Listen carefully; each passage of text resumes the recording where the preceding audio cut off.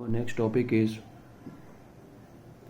various factor affecting resistance.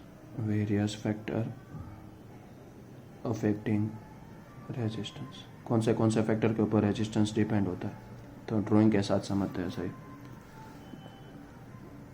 ये एक wire है और ये दूसरा वायर है।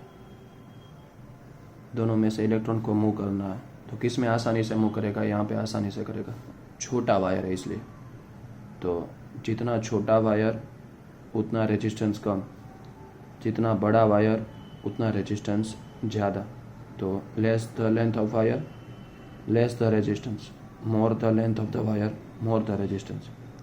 तो resistance is directly proportional to length. Now cross section area, this is length of a conductor, length of a conductor. Okay, length of a conductor, one of the most important topic, cross section area, cross sectional area. Suppose this wire is of 2 meter. Okay, this is also of 2 meter.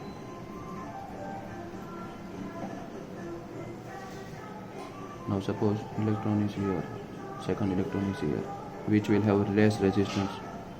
This big area will have less resistance. Okay, so more the area, less the resistance, less the area, more the resistance. Inversely proportional, resistance is inversely proportional to area.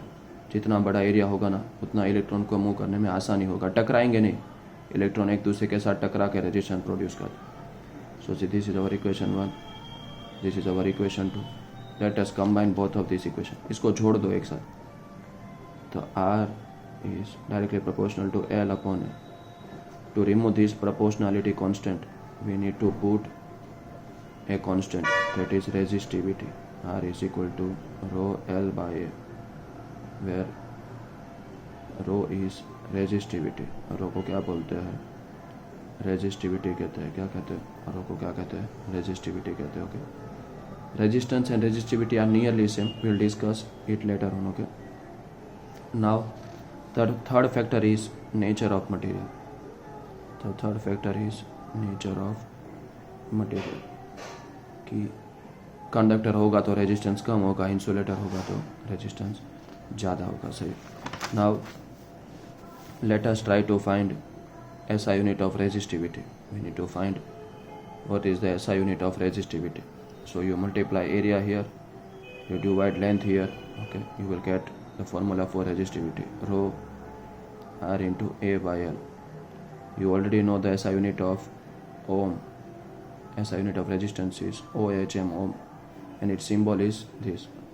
Area का unit क्या होता है? Metre square. Length का unit क्या होता है? Metre. Metre और metre square क्या हो जाएगा? कट हो जाएगा, और यूनिट क्या आ जाएगा? Ohm metre. So the SI unit of resistivity is it is also called rho, RH rho. इसको क्या कहा जाता है? RH रो. और इसका ऐसा यूनिट है ओम मीटर. अब मैं तुमको बता रहा था ना कि ये दोनों में सेम क्या है. What is the same between? दोनों नियरली सेम ही होता है, सिर्फ थोड़ा ही माइनर सा फ़र्क होता है. डेफिनेशन दोनों का सेम ही होता है, to stop the flow of current. जो करंट है उसके फ्लो का रास्ता रोकना. तो यहाँ पे हमें देख सकते हैं रेजिस्टिविटी का हमारे पास फॉर्मूला क्या है? R into A by L. Okay, तो the resistance of a conductor with unit cross section, अगर एरिया 1 हो जाए और लेंथ 1 हो जाए, मानो कि एरिया 1 हो गया और लेंथ 1 हो गई, तो रेजिस्टिविटी और रेजिस्टेंस क्या हो जाएगा? सेम हो जाएगा. क्या हो जाएगा? सेम हो जाएगा. The resistance of a conductor, the resistance of a conductor with unit cross section, with unit मतलब 1 होता है. यूनिट मतलब क्या होता है? Unit cross section and unit length, and unit length, and unit length is known as resistivity. तो क्या कहते हैं? रेजिस्टिविटी कहते हैं.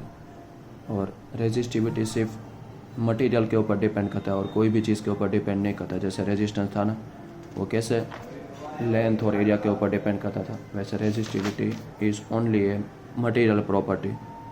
Resistivity is only a material property, ना तो लेंथ के ऊपर डिपेंड करता है, ना तो एरिया के ऊपर डिपेंड करता है, किसी के ऊपर डिपेंड करता नहीं।